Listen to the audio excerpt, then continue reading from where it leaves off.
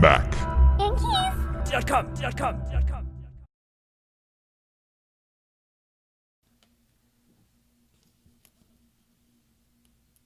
This is an example of the majority of what the keys are on there, like this size right here. And what you have underneath is this plastic scissor hinge that's attached to the key underneath. So what you're actually doing is you're separating this hinge from that key when you actually slide the tool underneath. So let me see if I can give you a side view of this. You can kind of see that right there, how it drops right there. So what you're actually doing when you're separating the two is you're taking this tool and you're sticking it inside this little fold right here. And then when you press in, that snaps that right off. So that's why it's important to go in on the actual sides of it and to think that that fold will be somewhat centered in that key. So if you slide your toothpick, paper clip, or whatever it might be, think that you need to remain in the center of this key.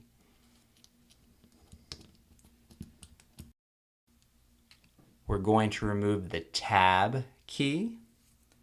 So take your tool, spudger, toothpick, paper clip, whatever you're using. We're going to put it just underneath the front here.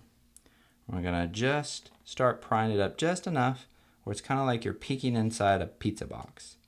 Take your second tool and put it over here on our right side of the key, like that. And you can remove the bottom one. Now what we're going to do is, once we put our finger to hold down the top of the key, we're going to take this and we're going to slide it across. And what that's going to do is that's going to separate the key from the plastic scissor hinge underneath it. So we'll do that now.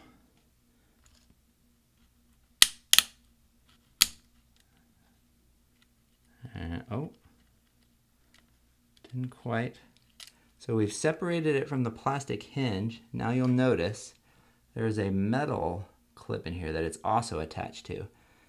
So what you can probably do is take your tool, whatever you're using, and just put it in between the key itself and the metal bar and just kind of pry it out. There you go. That comes right off. Then to remove the plastic scissor hinge, take it and put it just above the rubber cup, and then slowly come back, prying that front part off. Do the same thing to the bottom.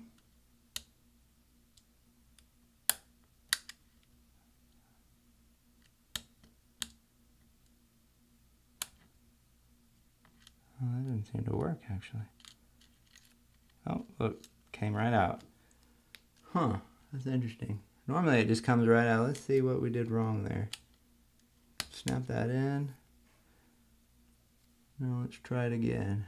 So we hinge this back, that comes right out. And then maybe let's just see if we can just, yeah, a little bit easier. So I think it being a wider hinge might be just a little bit different than the smaller key hinges. So now get your replacement scissor hinge. And you'll notice there's a wide part on the bottom and a tapered part towards the top, and that's the orientation that it'll go actually back into the keyboard. So just take your plastic scissor hinge, drop the bottom in first, and pull towards the top. You'll feel it grab, and then it should just fall right into place. So then take your finger and just push down until you hear some snaps. There we go. Now the scissor hinge is now installed. Now you're going to take your new tab key and you are just going to place it over the top like that. You're going to use your finger and press down until you hear all the snaps from the various clips underneath it that need to click in.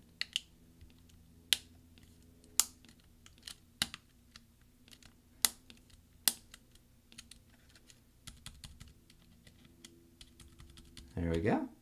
Your tab hinge has been installed, or your tab key has been installed. Mac. Yankees.com.